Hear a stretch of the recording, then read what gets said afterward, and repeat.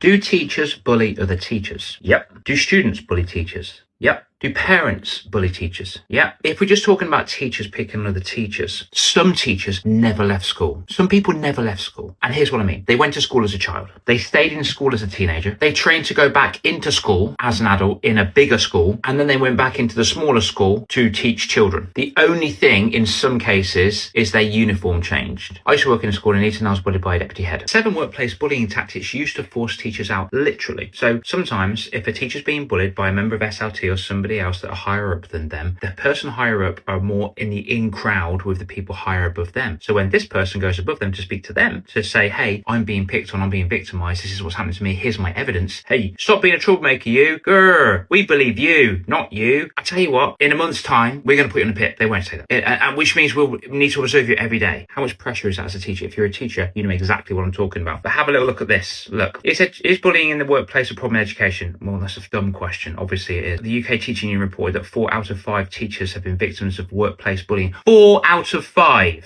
4 out of 5. That's 80% of people. In Australia, 95% of staff experience bullying. In the USA, so many studies are happening. It's absolutely asinine. And we can dig into the why just here and things like that. But the main thing is they're insecure and they're jealous and they don't want somebody to overtake them. That's essentially what it is. Or they're power-hungry narcissists. And if you've met one of them, run 1,000 miles away from them. Over half of teachers were verbally abused by students in the last few years. Half, 50%, and nearly a quarter were abused by parents. 40% of teachers have experienced physical violence in the last year from students. And don't come at me saying, oh, but what about their EHCP? What about, shut up, go away, little, oh. And listen to this, this is from the NASQUAT. When they reported it, because guess what, some of these cases don't go to report it because some people think, what's the point? 42% of them were made out to be the problem. Can you believe that? So many people in education, teachers, have not grown up. They've got older, but they've not grown up. And that's what I'm talking about. I've seen it. I've lived it. I listened to it. I've spoken to over 550 teachers this year alone. It's June now. And I would say probably around about a third to 40% have been bullied by a member of SLT. And if you think about it, if these so-called professionals are being made to get away with being bullying adults, teachers, what are they doing to the kids? Look, I did a post yesterday